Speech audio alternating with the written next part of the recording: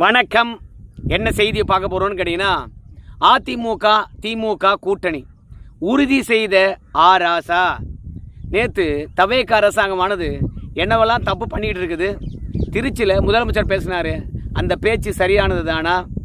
திருச்சியில் வீராவேசத்துடன் பேசக்கூடிய விஜய் அவர்கள் சட்டமன்றத்தில் எப்படி பேசினார்? அந்த வீராவேசமானது சட்டமன்றத்திலும் இருக்கணுமா இல்லையா? அது மட்டும் இல்லை, திருச்சி கிழக்கில் வீராவேசமாக பேசின முதலமைச்சர் பிரதமர்கிட்ட போய் தன்னுடைய வீரத்தை காட்டியிருக்கலாம் இல்லை? எங்கே வீரம் காட்ட வேண்டுமோ அங்கே வீரத்தை காட்டாமல் ஆட்சி கட்டில் தான் தான் இருக்கணும் என்பதெல்லாம் மறந்து போயிட்டு மீண்டும் மு.க. ஸ்டாலினே குறை சொல்லிட்டு இருக்காரு. இவர் முதலமைச்சரா என்று சொல்லுகின்ற பொழுது அதிமுக மற்றும் திமுக கூட்டணியானது அன்றைக்கு பேசப்பட்டது. ஆனால் அது உண்மையா பொய்யா என்று கேட்கின்ற பொழுது பல திமுக தலைவர்கள் மறுத்து கொண்டே இருந்தார்கள். ஆனால் ராசா அவர்கள் அந்த கூட்டணி உருவாச்சா இல்லையா என்ற விஷயத்தை உண்மையை போட்டு உடைச்சிருக்கிறார். அவர் அதிமுக திமுக கூட்டணி தொடர்பாக என்ன சொன்னார், அதை தாண்டி விஜய் அவர்கள் மீது பரஸ்பரம் என்ன குற்றச்சாட்டு வச்சார், திமுகவுடைய பெருமைகளை பேசினார், அந்த பெருமைக்கு சொந்தக்காரர்கள் தானா திமுககாரங்க, இப்படி எல்லாவற்றையும் விரிவாக இந்த வீடியோவில் பார்க்கலாம். ஆனால் அதற்கு முன்பாக இது வரைக்கும் நம்ம சேனலை நீங்கள் சப்ஸ்கிரைப் பண்ணலைன்னா மறக்காமல் சப்ஸ்கிரைப் பண்ணிக்கிட்டு கொஞ்சம் சப்போர்ட் பண்ணுங்கள். முதல்ல ராசா அவர்கள் அதிமுக மற்றும் திமுக கூட்டணி தொடர்பாக சில வார்த்தைகளை சொல்கிறாரு, கேட்டு வந்துடுங்க. திமுகவிலையோ அதிமுகவிலையோ இரண்டாம் கட்ட மூன்றாம் கட்ட தலைவர்கள் இது என்ன ஒரு ஒரு புதுசாக இருக்கிற தமிழ்நாட்டுக்கு இது நல்லதா, ஏன் நம்ம திராவிட சித்தாந்தத்தில் ஒன்று தானே அப்படின்னு முயற்சி பண்ணி பேசியிருக்கலாம். ஜனநாயகத்தில் பேசக்கூடாதுன்னு ஒன்று கிடையாது. ராசா சொல்கிறது உண்மைதானுங்க. திமுக தலைமையும் பேசிச்சு, அதே மாதிரி அதிமுக தலைமையும் பேசினாங்க. விஜய் அவர்கள் புதுசாக வந்திருக்கிறாரு.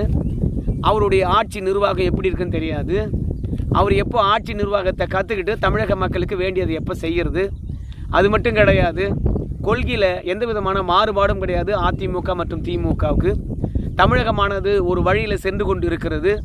ஸோ அந்த பாதையிலிருந்து விலக வேண்டும் என்றால் தமிழகத்தினுடைய கடந்த கால அரசியல் வரலாறு, இப்போ நிகழ்ந்து கொண்டு இருக்கக்கூடிய அரசியல் மாற்றங்கள் எல்லாவற்றையும் தெரிந்து கொண்டு ஒரு கட்சி ஆட்சி கட்டலுக்கு வரணும். அப்படி வரலன்னு வச்சுங்களேன், ஏற்கனவே நாம் கட்டமைத்து வைத்திருந்த எல்லா கட்டமைப்புகளும் நாசமாக போயிடும். அதனால் வெற்றியே பெற்றிருந்தாலும் கொஞ்சம் அரசியல் களத்தில் மக்களுடன் மக்களாக இருந்து கற்றுக்கிட்டு வரட்டும். அதுக்கு முன்பாக நாம் ரெண்டு பேரும் ஒன்றா சேருவோம். ஏன்னா ஒரு நடிகர் ஆட்சி கட்டலில் ஏறினார்னா திமுக அடுத்த 3 முறை தொடர்ந்து தோற்று போகுது. அரசியல் வரலாற்றில் திமுக ஏற்கனவே அனுபவித்திருக்குது.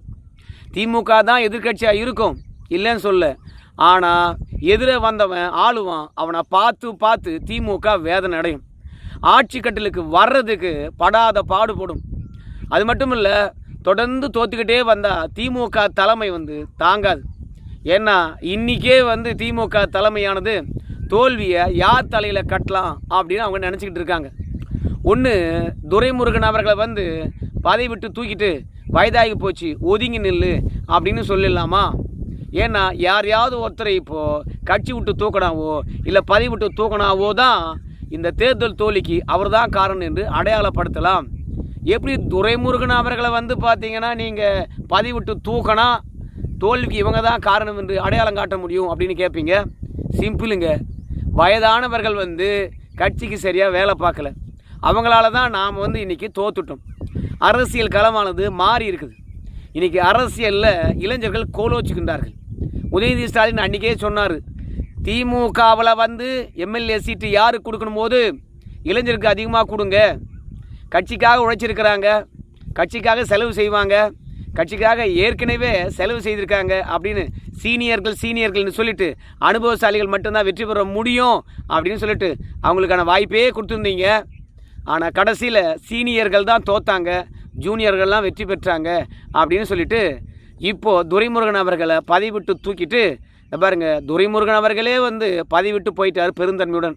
அடுத்து இருக்கக்கூடிய சீனியர்கள்லாம் போங்க அப்படின்னு அதுக்கு அடுத்த கட்டமாக திமுகக்குள்ளே இருக்கக்கூடிய சீனியர்களை வெளியேற்றுகின்ற விதமாக நம்ம முதல்ல துரைமுருகனை தூக்க போகிறாங்க. ஸோ அதனால் தோல்வி சீனியர்களால் தான் ஏற்பட்டது அப்படின்னு தான் இப்போது திமுகவில் இருக்கக்கூடிய கருத்து. ஆனால் இந்த தோல்விக்கு யாரா காரணம்னு கேட்டிங்கன்னா ஸ்டாலின் தான், அப்புறம் உதயநிதி ஸ்டாலின் தான், இவங்க 2 பேரும் தானே வேட்பாளரை தேர்ந்தெடுத்தாங்க. இவங்க 2 பேரும் தானே எல்லா வேட்பாளரையும் அறிமுகப்படுத்தி பிரச்சாரம் பண்ணாங்க. நம்ம உதயநிதி ஸ்டாலின் தானே 234 தொகுதிக்கும் போய் பிரச்சாரம் பண்ணார்.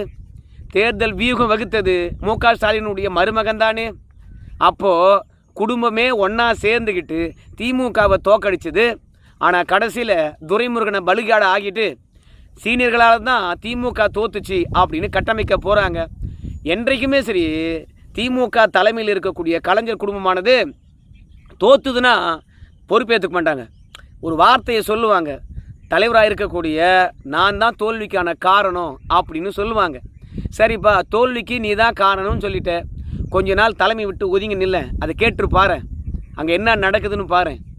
இல்லை முதியவர்கள் தான் தோல்விக்கான காரணம் என்றால் உங்களுக்கும் 75 வயது ஆக போகுது, நீங்களும் கொஞ்சம் விட்டு ஓரம் ஒதுங்கி உதயநிதி ஸ்டாலின் அவர்களையே வந்து பார்த்தீங்கன்னா தலைவராக்குங்களா பார்க்கலாம் அப்படின்னு சொல்லும்போது எப்போவுமே கலைஞர் குடும்பத்தில் பெத்த புள்ளியை நம்பவே மாட்டாங்க. அதே மாதிரி தான் கலைஞரும் வந்து நம்முடைய ஸ்டாலின் அவர்கள் கடைசி வரைக்கும் நம்பலை. செயல் தலைவராக கொடுத்தாங்களா கேண்டி ஒருபோதும் தலைவராக கொடுக்கல. அதே மாதிரி தான் இப்போ ஸ்டாலின் அவர்களும் உதயநிதி ஸ்டாலினுக்கு செயல் தலைவர் பதவி கொடுப்பாங்க, ஆனால் தலைவர் பதவி கொடுக்க மாட்டாங்க. கேட்டால் தொண்டர்களை ஏற்றுக்கணுமா இல்லையா, ரெண்டாவது தலைவர்களாக இருக்கக்கூடிய நிர்வாகிகள் ஏற்றுக்கணுமா இல்லையா, பொதுமக்கள் ஏற்றுக்கணுமா இல்லையா அப்படின்னு வந்து திமுகவில் கம்பு சுற்றுவாங்க. ஆனால் இதே திமுகவில் இருக்கிறவங்க என்ன சொல்லுவாங்கன்னு கேட்டிங்கன்னா, உதயநிதி ஸ்டாலின் அவர்கள் வாரிசு இல்லைங்களா, ஸ்டாலின் அவர்கள் வாரிசு இல்லைங்களா அப்படின்னு சொல்லும்போது எப்படிங்க வாரிசாக முடியும், அவங்கள தான் நாங்கள் மக்கள் முன்பாக நிறுத்தி வைத்து வாக்குகளை பெற்று அதுக்கப்புறம் சட்டமன்ற உறுப்பினர்களாக அமைச்சர்களாக ஆக்கிறோம் இல்லையா, மக்களே ஏற்றுக்கொண்ட பிறகு அப்புறம் வாரிசுன்னு சொன்னால் எப்படிங்க அப்படின்னு கம்பு சுற்றுவாங்க. அதாவது சட்டமன்ற உறுப்பினராக அமைச்சராக துணை முதலமைச்சராக ஆக்கும்போது மக்கள் ஏற்றுக்கிட்டேன்னு சொல்லுவாங்க, ஆனால் தலைவர் ஆக்கையா அப்படின்னு சொல்லும்போது நம்ம பதவி காலி ஆகுதே அப்படின்றதுனால கலைஞரும் சரி ஸ்டாலினும் சரி மக்களை காரணம் காட்டுவாங்க, அவங்க ஏற்றுக்க மாட்டாங்கப்பா அப்படின்னு சொல்லுவாங்க. மக்கள் ஏற்றுக்கொள்ள மாட்டாங்க அப்படின்னு சொல்கிற ஒரு ஆளை வச்சு வேட்பாளரை ஏன் தேர்ந்தெடுத்தீங்க, ஏன் மக்கள் ஏற்றுக்கொள்ளாத ஒரு ஆளை வச்சு பிரச்சாரம் பண்ணிங்க இந்தியா முழுவதும், ஐயோ தப்பாக சொல்லிட்டேன், தமிழ்நாடு முழுவதும். அப்போது மக்கள் ஏற்றுக்கொள்ளாத ஒருத்தர் பிரச்சாரம் பண்ணி தோத்துட்ட பிறகு அவர் எதுக்காக இன்னும் கட்சியில் முடிவெடுக்கின்ற இடத்துல வச்சுருக்கீங்க, அவரை தூக்கி ஓரம் கட்டுங்களாம் பார்க்கலாம். அதனால் திமுக பொறுத்த வரைக்கும் தோல்விக்கான காரணத்தை இன்றைக்கி அலசி ஆராய்ந்து கொண்டிருக்கிற தருணத்தில் இப்போ விஜய் அவர்களும் ஆட்சி கட்டலில் 5 ஆண்டு காலம் நீடித்தார்னா அது வேலைக்கு ஆகாது. அதனால் ராசா அவர்கள் வந்து ஒரு கருத்துருவாக்கத்தை உருவாக்குறாரு. என்னென்னு கேட்டிங்கன்னா, அதிமுக திமுக கூட்டணி உருவானா என்ன தப்பு, நான் பேசியிருப்பேன், பக்கத்தில் இருக்கின்ற ஆர்எஸ் பாரதி அவர்கள் பேசியிருப்பார், 2ஆம் இட தலைவர்கள் பேசியிருப்பாங்க, எல்லாரும் பேசியிருப்பாங்கப்பா. ஆனால் கடைசியில் என்ன முடிவெடுத்தாங்களோ அதுதான் உண்மை. பேசக்கூடாதே என்ன, நீ மட்டும் போய் கம்யூனிஸ்ட் கிட்ட பேசலாம், நீ மட்டும் போயிட்டு யார் விசிகா கிட்ட பேசலாம், அவங்கெல்லாம் என்ன தவேக ஆட்சிக்கு வரணும் அப்படின்னு ஓட்டு கேட்டாங்க, திமுக ஆட்சிக்கு வரணும் தானே ஓட்டு கேட்டாங்க, தவேக ஆட்சிக்கு வரக்கூடாதுன்னு தானே ஓட்டு கேட்டாங்க. தவேக ஆட்சிக்கு வரக்கூடாதுன்னு ஓட்டு கேட்டவங்கெல்லாம் நீ சேர்த்துக்கிட்டு ஆட்சி அமைக்கலாம். ஆனால் திமுக வேணா என்று அதிமுகவும் அதிமுக வேணா என்று சொல்லி திமுகவும் 2 பேரும் பிரச்சாரம் பண்ணவங்க 2 பேரும் ஒன்றாக கூடாதா? நீ என்னவோ தவேக ஆட்சிக்கு வரணும்னு பிரச்சாரம் பண்ணவங்க கிட்ட போய் கை கோர்த்த மாதிரி தெரியுது. தவேக வரக்கூடாதுன்னு பிரச்சாரம் பண்ணவங்க தான் அவங்க கூட இருக்கிறாங்க. அதனால் நீ கூட்டணி பற்றி பேசலாம், நீ அவங்க கூட கூட்டணி வைக்கலாம், ஆனால் அதிமுக திமுக கூட்டணி வைக்கக்கூடாதா? எங்களுதெல்லாம் ஒரே கொள்கையா? அதனால் 3வது ஆள் வராத வரைக்கும் யார் நல்லாட்சி தர்றது அப்படின்ற போட்டியிலாம் தான் நாங்கள் எதிரே இருந்தோம். புரியுதுங்களா? சித்தாந்தத்திலையோ கொள்கையிலோ தமிழ்நாட்டு உரிமையிலோ அதிமுக திமுக விலகியே இல்லை. அதனால் நல்லாட்சி யார் தருவாங்க என்ற போட்டி அதிமுக திமுகக்குள் இருந்தது. இன்றைக்கி நீ நல்லாட்சி தரமாட்டே என்ற ஒரு எண்ணம் இருக்குது. அதனால் அதிமுகவே நல்லாட்சி தந்திருக்குது, ஏன் அவங்கள முதலமைச்சர் ஆக்கக்கூடாது? எடப்பாடி பழனிசாமி கொரோனா காலம் புயல் எல்லாவற்றிலும் நல்லதாக ஆட்சி பண்ணியிருக்காரு, அவர் ஏன் முதலமைச்சர் ஆகக்கூடாது? அதான் எங்களுடைய எண்ணம். அதனால் அதிமுக திமுக கூட்டணி பேசணும், என்ன பண்ண போகிற இப்போ நீ அப்படின்னு சொல்கிறார்.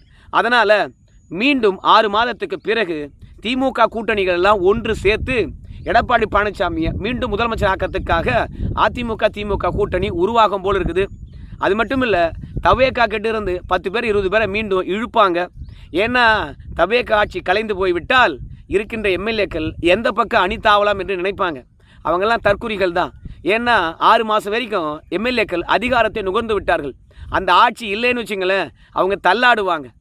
அப்போது அந்த தருணத்தில் எப்படி இன்றைக்கி முதலமைச்சராக இருக்கக்கூடிய ஜோசப் விஜய் அவர்கள் குதிரை பேரம் நடத்தினாரோ சூட்கேஸ் மாடலை உருவாக்கினாரோ அந்த மாடலை அதிமுக திமுக கண்டிப்பாக செய்வாங்க.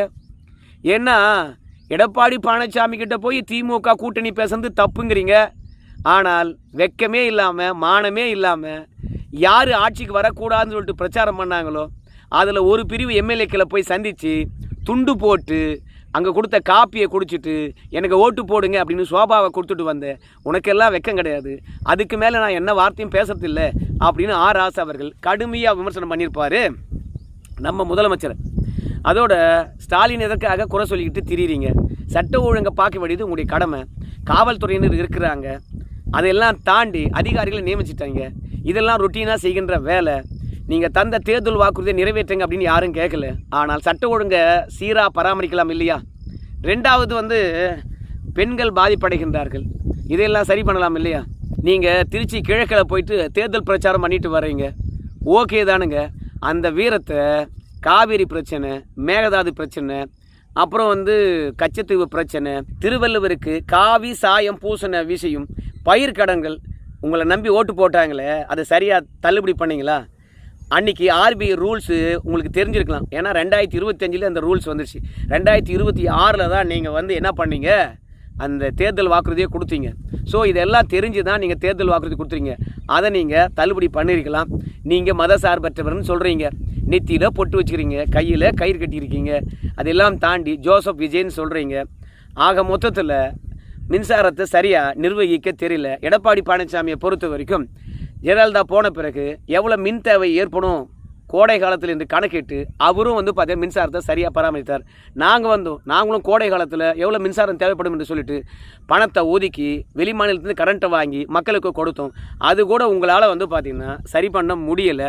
மொத்தத்தில் எங்கே தம்முடைய உரிமையை பேசணுமோ அந்த இடத்துல உரிமையை பேசாத நீங்கள் திமுகவை குறை சொல்கிறதுலும் நம்ம ஸ்டாலின் அவர்களை தாக்கி பேசுறதுலையும் மட்டும் வீராவேசம் காட்டுறீங்க. தமிழ்நாட்டு மக்கள் என்ன மொத்த பேரும் உனக்கு ஓட்டு போட்டாங்களே என்ன 107 தான், 35% தான், 65% உங்களுக்கு எதிராக தான் இருக்கிறாங்க. மொத்தத்தில் நீங்கள் சட்டப்பேரவையில் உங்களுடைய கைகால் ஆட்டி வீராவேசத்தை காட்டி பேசுங்க. எங்கள் உதயநிதி ஸ்டாலின் அவர்கள் என்னென்ன கேள்வி கேட்டார் அப்படின்லாம் திமுக பெருமையை பேசிக்கிட்டு இருந்தார். இன்றைக்கி தமிழக உரிமைகள் அத்தனையும் பறி போய் இருக்குன்னா அதுக்கு காரணம் திமுக தான். கொடுக்கும்போது ஈஸியாக எல்லாத்தையும் எடுத்து கொடுத்துட்றாங்க. அதே மாதிரி மின்சார தட்டுப்பாடு இன்றைக்கி இருக்குன்னா 5 ஆண்டு காலம் திமுக மின்சாரத்துறையை உபரி மின்சாரம் இருக்கின்ற அளவுக்கு மாற்றிருக்கணும். ஆனால் நீங்கள் கடன் வாங்கக்கூடாதா, பணம் கொடுத்து மின்சாரத்தை வாங்கக்கூடாதா அப்படின்னு யோகி சிகாமணி மாதிரி ராசா அவர்கள் விஜய்க்கு அறிவுரை சொல்லுகின்றார். நீங்கள் பெண்களை பாதுகாத்தால் விஜய்கிட்ட ஏன் இன்றைக்கி கெஞ்சிக்கிட்டு இருக்கணும்? எங்கள் ஆட்சியில் எப்படி இருந்தது தெரியுமா சட்டம் ஒழுங்கு அப்படின்னு மார்த்தட்டலாமே. எதையோ பேசுகிற மோடிக்கு எதிராக நம்முடைய மு.க. ஸ்டாலின் அவர்கள் கெத்து காட்டினதெல்லாம் பேசுகிறீங்க. ஆனால் பெண்கள் உங்கள் ஆட்சியில் சீரழிந்ததை பற்றியும் கடன் வாங்கி தொலைச்சி தமிழகத்தை கடங்காரம் பூமியாக மாற்றினதையும் நீங்கள் ஏன் பேசவே மாட்டீங்க? ராசா அவர்களே, பெண்கள்லேருந்து ஆண்கள்லேருந்து இளைஞர்கள் இருந்து முதியவர்கள் இருந்து எல்லாருமே திமுக ஆட்சியில் துன்பத்தை தான் அனுபவித்தாங்க. வேலை வாய்ப்பு கிடையாது. ரெண்டாவது, பெண்களுக்கான நிதி உதவி 1000 ரூபா கொடுக்குறேன்னு சொல்லிட்டு சாலை போடல, புதிய பேருந்தை வாங்கலை. திமுக ஆட்சி ஒட்டுமொத்தமாக தோல்விக்கான ஆட்சி. ஊடகம் உறுதுணையாக இருக்குது என்ற ஒரே காரணத்தினால நீங்கள் என்ன பண்ணீங்க?